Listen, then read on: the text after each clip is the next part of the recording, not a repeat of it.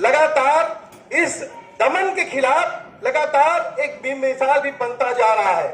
और अभी देवरिया, मुझे लगता है कि देवरिया कांड पे हमको बात करनी चाहिए कि देवरिया में प्रेमचंद्र यादव को बुलाया गया एक ब्राह्मण परिवार से, सत्यप्रकाश दुबे ने, और वहां पर उनकी निशंस हत्या होती है। और उस हत्या के बाद 5 ब्राह्मण परिवार के लोगों की हत्या होती है निशंस तरीके से। और उसके बाद लगातार एक माहौल बनाया गया कि उत्तर प्रदेश में कि यादव की गुंडई, जबकि उस एफआईआर में आप देखेंगे तो उस एफआईआर में जो नवनाथ मिश्रा जिसने गोली चलाई है वो औपचात ब्राह्मण उसमें है। सवाल इस बात का है कि योगी जी जाते हैं और कहते हैं कि कोई बख्शा नहीं जाएगा, और यही भाषा योगी आदित्यनाथ ने 2019 में 19 दिसंबर को जब लखनऊ में गोली चली थी वहां पर भी कहा था कि जब हमारे तमाम नौजवान साथी गोलियों से भूने गए, 23 नौजवान साथी उत्तर प्रदेश में, कहा कि हम बदला लेंगे। लेकिन जब प्रेमचंद्र यादव के घर को ढहाने के लिए गए और मापने लगे तो जनता खड़ी हो गई और योगी जी का बुलडोजर रुकना पड़ा। ये उत्तर प्रदेश है। निश्चित रूप से आज हम उत्तर प्रदेश में बैठे हैं तो आज आजम खान पे भी बात करनी चाहिए। आजम खान एक 10 बार के विधायक, सांसद, मंत्री, और आज लगातार उनको ही नहीं उनके परिवार को जिस तरह से जेल में धकेल दिया गया है। और आरोप क्या है? उनके ऊपर आरोप है कि उनके बच्चे ने फर्जी तरीके से जन्म प्रमाण पत्र का इस्तेमाल किया।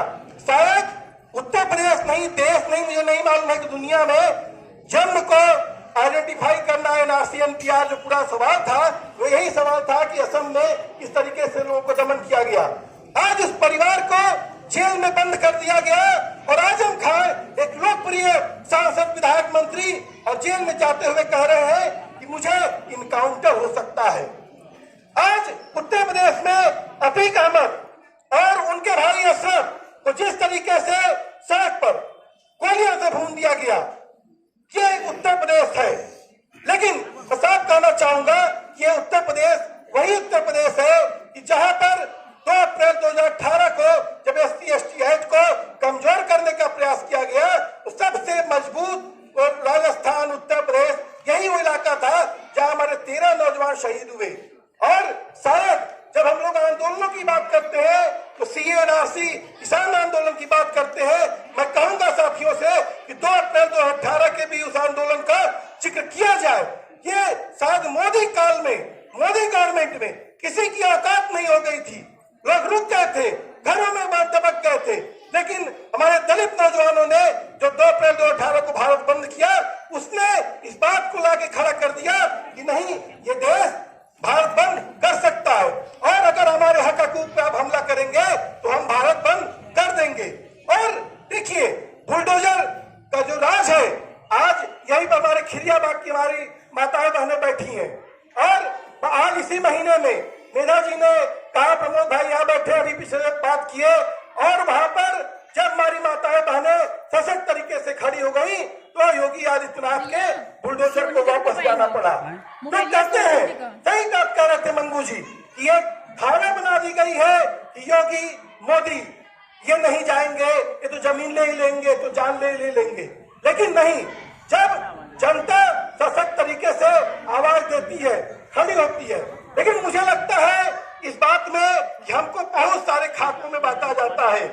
जिस तरीके से फादर ने अपनी बात रखी कि आज इस बात को समझना पड़ेगा कि पूरे उत्तर प्रदेश में धर्मांतरण के नाम पर बड़े पैमाने पर आप देख लीजिए कि 4 खबरें किसी भी अखबार की पलट लीजिए, हर दिन पलट लीजिए तो ज्ञानव्यापी, मथुरा, मुख्तार, अफजाल, अतीक अहमद मर गए, उनके बारे में भी खबर छपती रहती है।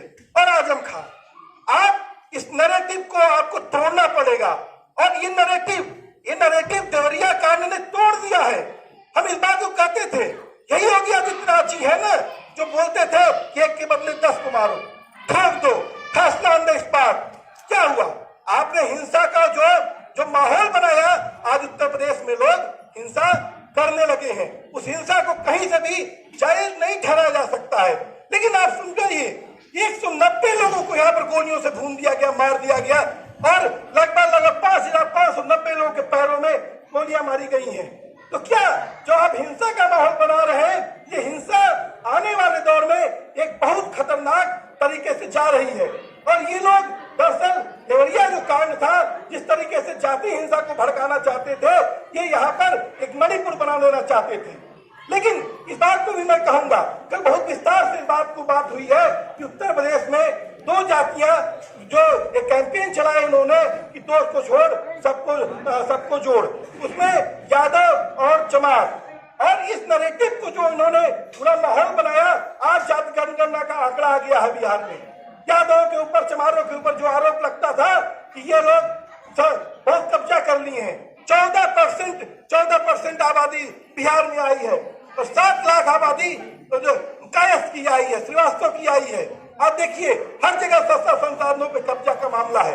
तो मुझे लगता है कि इंडिया अलायंस ने जो इस बात को कहा है साफ तौर पर कि जाति जनगणना उनका प्रमुख एजेंडा है, और मुझे लगता है कि एक दौर में जिस तरीके से जो विध्वंस की राजनीति करने वाले लोग हैं, बुलडोजर की राजनीति करने वाले लोग हैं, जिस तरीके से बाबरी विध्वंस के बाद जो नैरेटिव उत्तर प्रदेश ने बनाया, निश्चित रूप से उत्तर प्रदेश में बहुत सारे हमले हुए हैं, लेकिन उत्तर प्रदेश ने राजनीति को नैरेटिव भी दिया है।